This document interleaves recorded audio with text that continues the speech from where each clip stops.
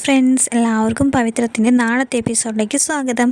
അങ്ങനെ നമ്മുടെ വേദ എന്ത് ചെയ്യണമെന്ന് അറിയാതെ ആകെ വിഷമിച്ച് നിൽക്കാറുണ്ടോ. കാരണം കോടതിയിലെ കേസ് തിങ്കളാഴ്ചയ്ക്ക് മാറ്റിവെച്ചു. വീക്കായിട്ടുള്ളൊരു സാക്ഷിനെയാണ് വേദയുടെ ഭാഗത്തു നിന്ന് അല്ലെങ്കിൽ വിഷൻ്റെ ഭാഗത്തു നിന്ന് പ്രൊഡ്യൂസ് ചെയ്തതെങ്കിലും അതൊന്നും കോടതി അംഗീകരിച്ചിട്ടില്ല. അതൊരു കള്ളനായതുകൊണ്ട് തന്നെ ആ സാക്ഷീനെ കോടതി കേസിൽ പരിഗണിച്ചിട്ടില്ല കേട്ടോ. അപ്പോൾ ഇനി എന്ത് ചെയ്യണമെന്ന് അറിയാതെ വിഷമിച്ച് നിൽക്കുന്ന വേദേനെ കാണിക്കുന്നില്ല കേട്ടോ. വിഷുവിനെ വീണ്ടും ജയിലിലേക്ക് തന്നെ മാറ്റുന്നുണ്ട്. അപ്പോൾ കോടതിയുടെ പുറത്തുനിന്ന് ശ്രീജിക്ക് നല്ല കരച്ചിലാണ് കേട്ടോ. വിഷുവിനെ വീണ്ടും കോടതിയിൽ വീണ്ടും ജയിലിലേക്ക് മാറ്റുകയാണല്ലോ. അപ്പോൾ കുറച്ച് നേരം വിഷുവിനെ കണ്ട് സംസാരിക്കാനുള്ള അനുവാദം വിക്രം മേടിക്കുന്നുണ്ട് കേട്ടോ. പോലീസുകാരനോട് സംസാരിച്ചിട്ട് ആദ്യം അയാൾ സമ്മതിച്ചില്ലെങ്കിലും വേഗം സംസാരിച്ചിട്ട് വരണം എന്ന് പറഞ്ഞ് ദേഷ്യപ്പെട്ടിട്ട് പോകുന്നുണ്ട് കേട്ടോ. അങ്ങനെ സുധാകരൻ മാഷും ശ്രീജിയും സുധാകരൻ മാഷ് ഒരു സൈഡിൽ ഇങ്ങനെ നിൽക്കുന്നുണ്ട് കേട്ടോ വിഷമിച്ചിട്ടും. ശ്രീജി നിൽക്കുന്നുണ്ട്, വിക്രം നിൽക്കുന്നുണ്ട്, വേദി നിൽക്കുന്നുണ്ട് കേട്ടോ. അങ്ങനെ ശ്രീജി ഇങ്ങനെ സംസാരിക്കുന്നുണ്ട്. വിഷയേട്ടാ എന്താ ചെയ്യുക, നമുക്ക് കേസ് ജയിക്കാൻ പറ്റില്ല എന്നൊക്കെ ചോദിക്കുന്നുണ്ട് കേട്ടോ. വിഷയേട്ട എനിക്ക് ഒരു സമാധാനമില്ല, വിഷയേട്ടനെ ഇങ്ങനെ ജയിലിൽ കാണുമ്പോൾ എനിക്ക് സഹിക്കുന്നില്ല എന്നൊക്കെ പറയുന്നുണ്ട് കേട്ടോ. അപ്പോൾ വിക്രം പറയുന്നുണ്ട്, ഏട്ടത്തിയും കൂടി വിഷയേട്ടനെ ഇങ്ങനെ വിഷമിപ്പിക്കല്ലേ, ഏട്ടത്തിയല്ലേ സമാധാനിപ്പിക്കുന്നത്, പിന്നെ ഇങ്ങനെ ചെയ്താൽ എങ്ങനെ ശരിയാവുക എന്നൊക്കെ പറയുന്നുണ്ട് കേട്ടോ. അപ്പോൾ വേദ പറയുന്നുണ്ട്, ശ്രീ ചേട്ടത്തി വിഷമിക്കാതിരിക്കുക, നമുക്കൊരു വഴി ഉണ്ടാവും, തിങ്കളാഴ്ചയ്ക്ക് മാറ്റി വെച്ചു എന്നല്ലുള്ള കേസ്, അല്ലാതെ വിശേഷനെ ശിക്ഷിച്ചിട്ടൊന്നുമില്ലല്ലോ, ഇങ്ങനെ വിഷമിക്കാതിരിക്കുക എന്നൊക്കെ പറയുന്നുണ്ട് കേട്ടോ. എന്നിട്ട് വേദ പറയുന്നുണ്ട്, വിശേഷം വിഷമിക്കേണ്ട, ഞാൻ കേസ് പെട്ടെന്ന് എളുപ്പത്തിൽ ജയിക്കാമെന്ന് വിചാരിച്ചിട്ടുണ്ടായിരുന്നു, പക്ഷേ ഇത് കുറച്ച് സീരിയസ് ആയിട്ടുള്ള കേസാണ്, എന്തായാലും വിശേഷനെ ഞാൻ പുറത്ത് ഇറക്കും, അത് ഇനി എന്തൊക്കെ റിസ്ക് എടുത്താലും വിശേഷനെ ഞാൻ പുറത്തിറക്കിയിരിക്കും, വിശേഷന് ഒരിക്കലും വിഷമിക്കരുത്, 2 ദിവസത്തെ കാര്യമല്ലേ ഉള്ളൂ എന്നൊക്കെ പറയുന്നുണ്ട് കേട്ടോ. വിക്രവും പറയുന്നുണ്ട് കേട്ടോ, എന്തായാലും ഏട്ടൻ വിഷമിക്കേണ്ടെന്ന് പറയുന്നുണ്ട് കേട്ടോ. അങ്ങനെ സമയം കഴിഞ്ഞു പറഞ്ഞിട്ട് പോലീസുകാരൻ വിളിച്ചു കൊണ്ടുപോകുന്നുണ്ട് കേട്ടോ. സുധാകരൻ മാഷ് ഒന്നും സംസാരിക്കാൻ നിൽക്കുന്നില്ല, കാരണം സുധാകരൻ മാഷിന് ആകെ വിഷമമായിട്ട് നിൽക്കുകയാണ് കേട്ടോ. ശ്രീജയെടുത്ത് വെച്ച് കരഞ്ഞുകൊണ്ടേ ഇരിക്കുകയാണ് കേട്ടോ. ഇനി സുധാകരൻ മാഷ് പറയുന്നുണ്ട്, ഇനി ശ്രീജയെ നമുക്ക് പോവാമെന്ന് പറയുന്നുണ്ട് കേട്ടോ.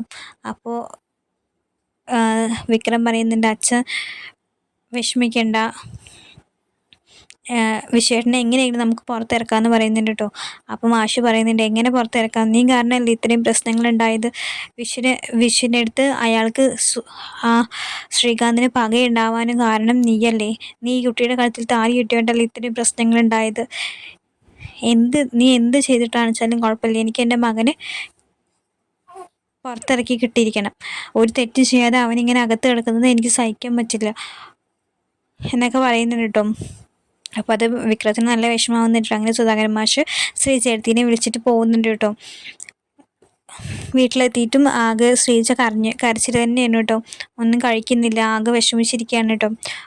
കോടതി പ്രാക്ടീസൊക്കെ കഴിഞ്ഞ് വൈകുന്നേരം വീട്ടിലെത്തുന്ന വേദയ്ക്ക് ഒരുപാട് കുറ്റപ്പെടുത്തലുകളാണ് നേരിടേണ്ടി വരിക കേട്ടോ. കാരണം നന്ദിനി എഴുതിയിൽ എണ്ണ ഒഴിക്കുന്ന പോലെ കുറ്റപ്പെടുത്തിക്കൊണ്ടേ ഇരിക്കുകയാണ്. നീ ഇപ്പോൾ എന്തായിരുന്നു മല മറിക്കുന്നു പറഞ്ഞ് പോയിട്ട് നിനക്ക് നിൻ്റെ സ്ഥാനത്ത് ഏതെങ്കിലും നല്ല വക്കീലിനെ വെച്ച് വാദിച്ചിട്ടുണ്ടായിരുന്നെങ്കിൽ ഇപ്പോൾ വിഷയേട്ടൻ പുറത്ത് വന്നിട്ടുണ്ടായിരിക്കും. അപ്പോൾ നീയും നിൻ്റെ ഏട്ടനും കൂടി ഒത്തി കളിച്ചതല്ലേ, ഇത്രയും ശത്രുത നിൻ്റെ ഏട്ടന് വിശേഷനോട് ഉണ്ടാവണമെങ്കിൽ അതിന് കാരണക്കാരി നീയാണ്. നീ ഈ വീട്ടിൽ നിന്ന് ഇറങ്ങിപ്പോയി കഴിഞ്ഞാൽ നിൻ്റെ ഏട്ടൻ ആ കേസ് വാപ്പസ് മേടിക്കുന്നതല്ലേ പറഞ്ഞത്, അതെങ്കിലും നിനക്ക് ചെയ്തുകൂടെ എന്നൊക്കെ പറയുന്നുണ്ട് കേട്ടോ. അപ്പോൾ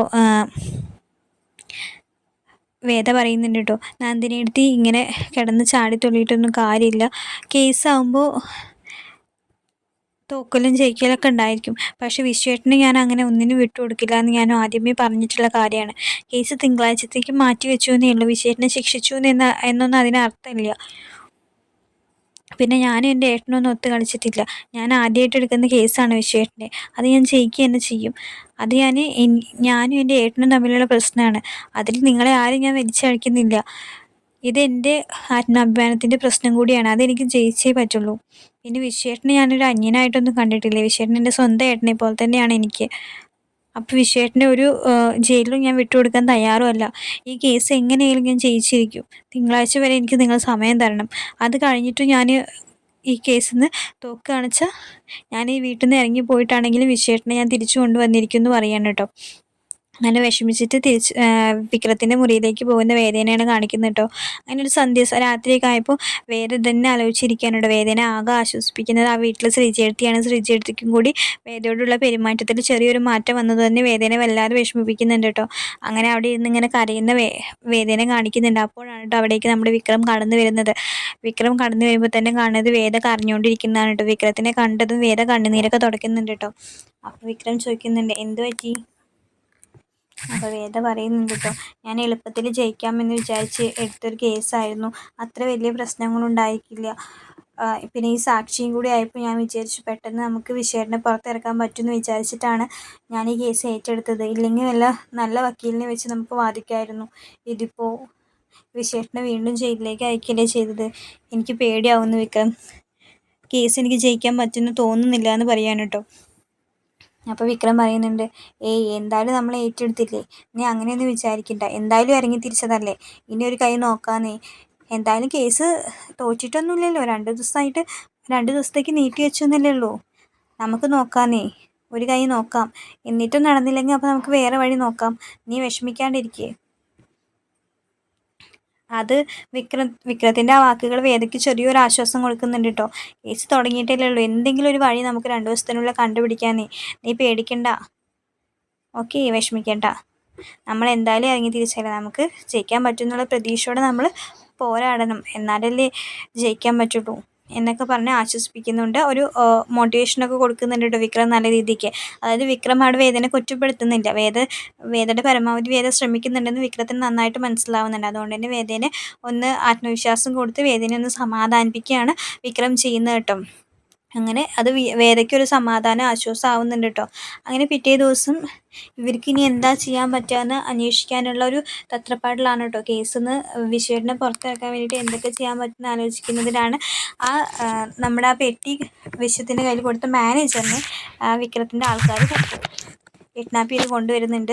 എന്നിട്ട് അയാളെ മുഖംമൂടിയൊക്കെ ഇട്ട് വർക്ക്ഷോപ്പിലൊക്കെ കൊണ്ടുവന്നിട്ട്, അതായത് വിക്രത്തിൻ്റെ ആൾക്കാരാണെന്ന് മനസ്സിലാക്കാതെ കൊണ്ടുവന്നിട്ട്, സ്ഥലമൊന്നും മനസ്സിലാവാതെ വർക്ക്ഷോപ്പിൽ കൊണ്ടുവന്നിട്ട് മുഖംമൂടിയൊക്കെ അഴിച്ച് അയാളെ ക്വസ്റ്റ്യൻ ചെയ്യുന്നുണ്ട് കേട്ടോ, ചോദ്യം ചെയ്യുന്നുണ്ട്. അതിൽ അയാൾ ഒക്കെ സത്യങ്ങളൊക്കെ തുറന്നു പറയുന്നുണ്ട്. ശ്രീകാന്ത് വേണം വെച്ചിട്ട് ചെയ്തതാണ്, അങ്ങനെ ഈ പെട്ടി അവിടെ വെച്ചിട്ടാണ് മാറ്റിയതെന്നൊക്കെ പറയുന്നുണ്ട് കേട്ടോ.